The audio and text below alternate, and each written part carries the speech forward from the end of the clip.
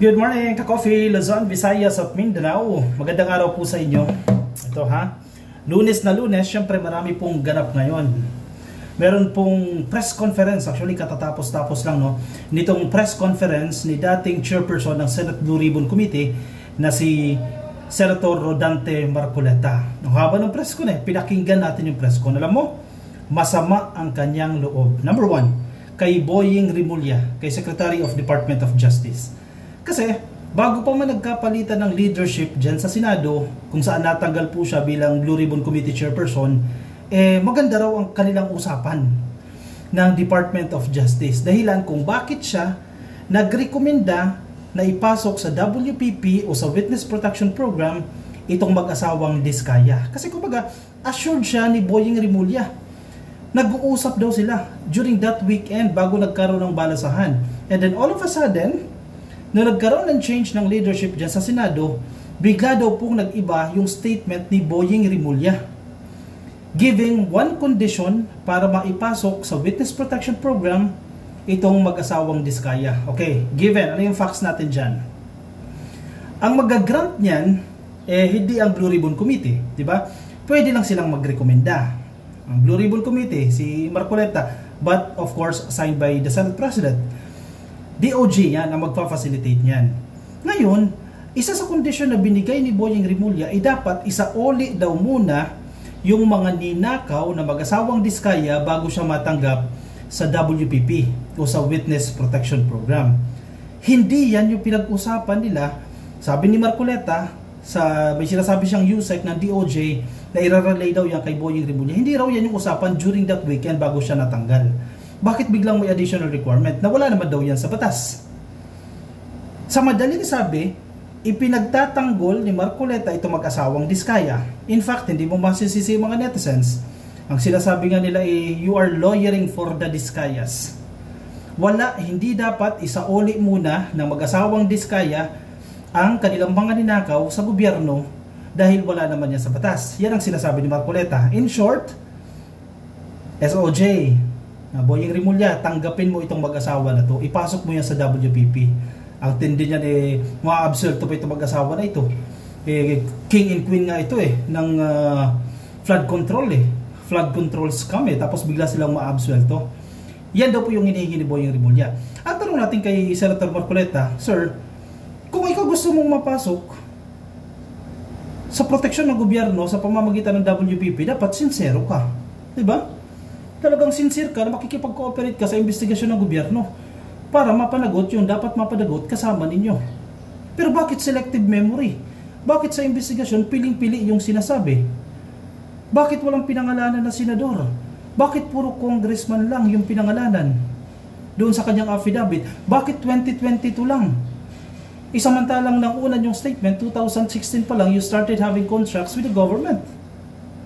Tapos 2022 lang yung nasa ledger ninyo. Bakit ganun? Bakit selective? Yan pala, questionable na agad yung credibility nitong mag-asawang Diskaya. Bakit nirekomenda agad ni Rodante Marcoleta sa WPP? Mamaya marami pang maglalabasan dyan. Pwede nyo i-verify yung sinasabi ko. O punta kayo sa Senado, ang dyan. Hindi ko na panonood, hindi na natin papanoorin ng buo dahil masyadong mahaba. Pero I have my notes, no? Wala namang batas na nagsasabi na hindi pwede niyang isauli yung ninakaw niya sa gobyerno. Dalawang bagay yan sabi ni Marcoleta, wala sa batas na kinakailangan magsauli o isauli muna nitong mag-asawang Diskaya yung mga ninakaw nila sa gobyerno. Pero wala rin sa batas na nagsasabing hindi niya dapat isauli yung mga ninakaw niya sa gobyerno. Dalawa yan. Kung ikaw matino, kung ikaw ay sincero para kay Diskaya, ipagtanggol mo yung sarili mo, di ba? Alam mong hindi mo pera yan ninakaw mo yan Bakit hindi mo isasauli? Ano yung advantages kapag sinauli mo? Kapag sinunod mo itong route na to, sinauli mo sa gobyerno yung pera. Malaki yung chance mo na matanggap ka sa WPP. Maproteksyonan ka ng gobyerno. Kasi sincere ka Sinauli mo yung ninakaw mo, ibig sabihin willing ka. You are participating with the government in its investigation.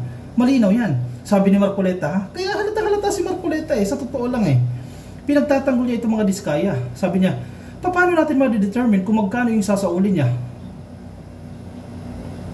Sounds valid, di ba? Ganda ng reasoning ni Marcoleta eh.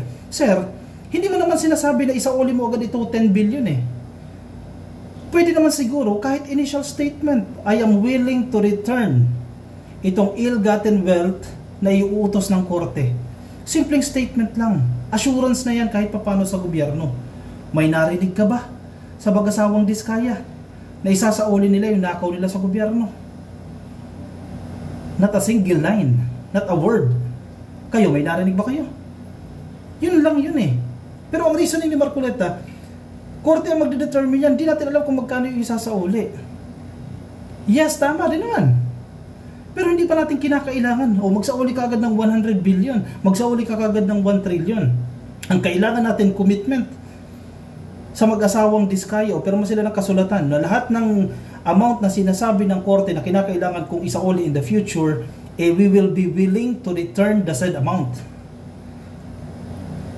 We are willing to turn over all the properties acquired by the Diskayas from this period. Ganun lang yun eh. Sincerity. Pero bakit pinagtatanggol ni Marcoleta?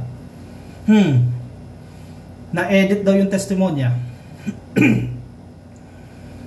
Sabi ng mga netizens kasi nabayaran na yan, naareglo na, hindi niya sinagot ng direkta yan, yung tinanong na yan. Wala raw silang alam doon. Naniniwala kayo? Wala siyang alam doon sa testimonya ng mag-asawa bago sumalang sa hearing? Imposible. Hindi mo maloloko yung taong bayan. Alam mo na yan bago pa sumalang. Alam mo na yung affidavit, nilalaman ng affidavit na yan. Ako naniniwala ako na doktor yung affidavit na yan. Imposible ka, Coffee. Imposible na wala sa ledger, walang binayaran na politiko from 2016 to 2022 or 2021 dahil ang nasa ledger lang nila from the time of PBBM admin lang 2022 up to present. Imposible. First issue pa lang yan ha, pakinggan ninyo yung hearing ni Marcoleta, very problematic. In fairness sa ibang reporter, no holds barred yung question. Pangalawa, sige, one pa lang yan ha.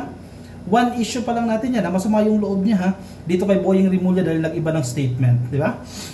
Question na yung credibility nitong Diskaya, pero sige, nirekomenda niya pa rin.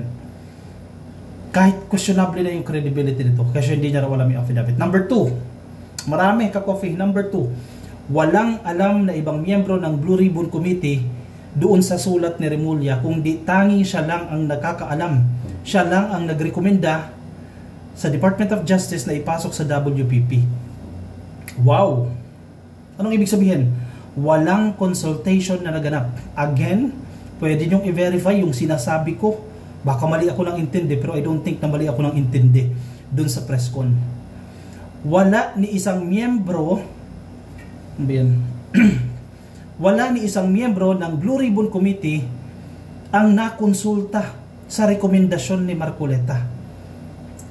In short, sarili niya lang. Decision lang yan ni Marcoleta. Hindi dapat. Magkaiba ang chairperson at ang committee. Nakalagay doon sa batas, sa binasa ni Marcoleta o sa guidelines, dapat ito i-recommended ng committee kasi pwede ka naman talaga magrekomenda ng individual na ipapasok mo sa WPP. Pero dapat siya i-recommended ng committee ha, and signed by the Senate President. Wait. Pag sinabi mong committee, hindi lang yan si Marcoleta. Siya ang chairperson, pero hindi siya ang committee. Ang committee, si Marcoleta at iba pang miyembro ng Blue Ribbon Committee. In short, dapat nag-usap yung committee. Hindi lang desisyon ng chairperson. Nagigets nyo yung point ko, ka-coffee? Simple lang naman yun.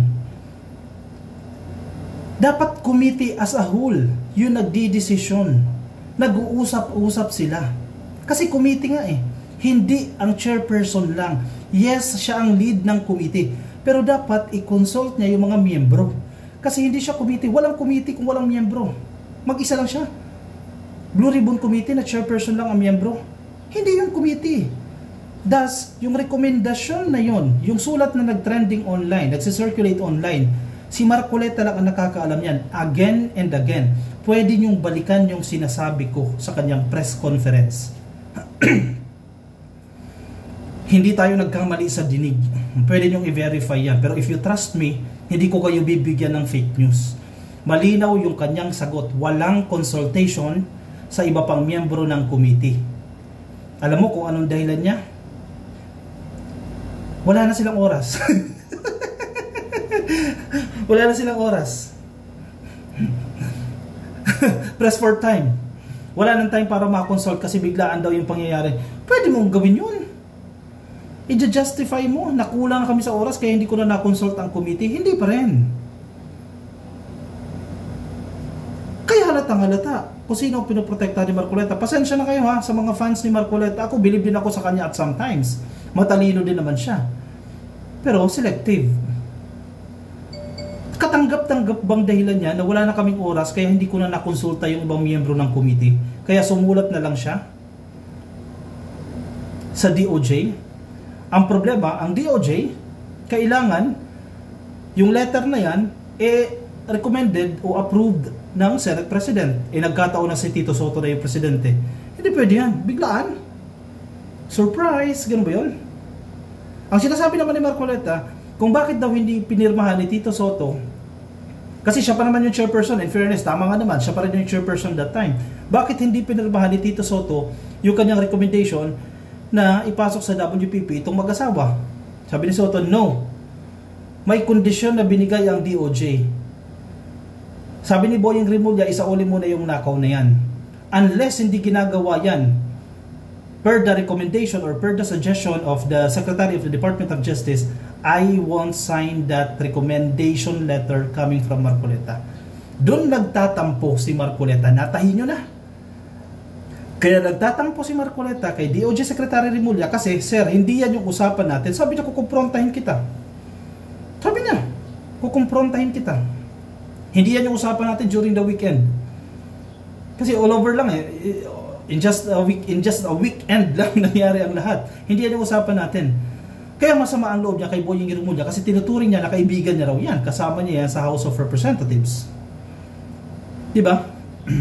Number 3. Napakarami ka coffin laman. Mag-overtime lang tayo eh. Sobrang haba lang eh. Kaya questionable itong press conference ni Marcoleta. Naglilinis na siya eh. Kasi siya kay Lacson eh. Lilinisin ni Lacson yan eh. Imbestigahan niya ni Lacson eh. Number 3. Ang sinasabi niya, hindi raw nila trabahong i-vet yung statement ng mag-asawang Diskaya. Papagting talaga yung tenga mo dyan eh, no? In short, kahit anong sabihin ng mag-asawang Diskaya, totoo na yan. Hindi na nila daw i-vet yan. Korte na daw ang mag-vet yan. Ibig sabihin, ang korte ang mag-identify kung totoo ba itong sinasabi, i-corroborate yan o ibabangga doon sa mga ibang ebidensya kung consistent nga yan doon. Hindi na raw po trabaho ng Blue Ribbon Committee yan. Kasi malinaw naman yung mga statement dito mga Diskaya kasi nungalingan lang. Ang tanong nga dyan, ang tanong ng isang reporter, sir, hindi nyo ba vinet yan? Hindi nyo ba chinek yung veracity ng statement? Hindi nyo ba chinek kung nagsasabi ng totoo yung mga yan? Hindi na raw po nila trabaho yan ng Blue Ribbon Committee. Okay. So kahit pala, anong sabihin ng mga resource person, kahit anong sabihin nito na mag-asawang Diskaya, tanggap na yan. Considered as truthful na yan. Na napakaraming kasinungalingan ito mag-asawang Diskaya. Una, lumabas din doon sa press ko na dinidinay niya na kumpanya niya ay marami. Yung mga kumpanya na yan, kanyang kumpanya. Only to find out, lumabas sa SEC, kanyang may mga kumpanya na yan. Sa pamilya niya. Nag-divest daw. Nag-divest pero may position pa rin. Diba? So hindi na verify yan. Hindi na vinet ng Blue Ribbon Committee yan. O si Marcoleta. Hindi na nila vinet yan kasi trabaho na rin ng korte yan. Anong klaseng assumptions yan? Anong klaseng conclusion yan? I-assume mo na tama lahat ang sinasabi ng sinungaling na resource person, ng magnanakaw na resource person? Uy, nangyari? Ba't ganun? Mautak din yung isang reporter eh. Tinanong siya, sir, bakit si Bryce ikinontempt ninyo? Dahil nagsisinungaling. Bakit si Bryce, bakit si mag-asawang Diskaya hindi nyo kinontempt? Ibang usapin na raw kasi yan. Kasi may nakita raw silang dokumento, yung ID doon sa casino. May nakita silang dokumento. Wait lang, na-check nyo ba? Yung veracity ng document na yan? Total, ang sinasabi nyo, korte, only the court will identify. Kunyari, double standard yan. O in-identify nyo na pala na fake yun eh. Nagsinungaling si Bryce kaya nyo sinight in contempt eh. Pero si Diskaya na nagsisinungaling, sabi nyo, hindi nyo ma-identify yan, hindi nyo trabaho yan, korte yan. Ala, ang gulo. Yun ang sinasabi natin eh. May mga politiko, pasintabi ha, may mga politiko magaling mag-reasoning, magaling mga tuwiran, para doon sa side na gusto nilang palabasin, para doon sa argument na gusto nilang i-highlight. Halimbawa, si Marcoleta, naglilinis siya ngayon. Huwag na natin pag-usapan yung ibang issue noon na parang nagalit ito dahil pinanghihimasukan din siya, samantalang nag-request lang that time si Lacson na i-reschedule yung hearing ng Blue Ribbon Committee, pero sabi pinapakialaman na siya. Diba? Ibang factor na yan, sige personal yan o ego na yan, ibang usapin na yan. Panoorin ninyo yung press conference na yan ni Marcoleta. Mahaba nga lang, no? Ilan lang yan sa napulot natin na mga inconsistent, mga unacceptable reasoning dito sa bagay na yan. Kaya di mo masasabi na talagang alam na this eh. Talagang nagkaroon ng ariglohan yan eh. Bakit minamadali na ipasok si double? Ito pa pala ha. Sige, number 4 item natin to. Sorry, mahaba na ito, 16 minutes na. Bakit minamadali? Ang tanong, bakit minamadali na ipasok sa WPP ang mag-asawang Diskaya? Alam mo sagot niya? Kasi cargo niya raw yan kung may nangyaring masama dito sa mga Diskaya. Kasi nga, nakita niya raw sa TV na yung bahay daw ng mga Diskaya, yung opisina, pinagbababato na. Pinagvavandal-vandalan na. Kung ano-ano pang pinaglalagay doon sa bahay. So, kung may mangyari sa mag-asawang Diskaya dahil sa statement nila na pagdadawit sa mga congressman, na I think, kinikredit ni Marcoleta na siya ang may kagagawa niya kung bakit nagsalita yung mga Diskaya. At kung may mangyari dyan, siya ang mananagot. Wait, bakit siya? Dahil napaamin niya? Wait, kung napaamin mo yan, anong kondisyon? WPP protection o Witness Protection Program? Protection ng gobyerno kung napaamin mo yan. So kaya sagot niya. Ibig sabihin, posible din na napilitan lang itong mga Diskaya.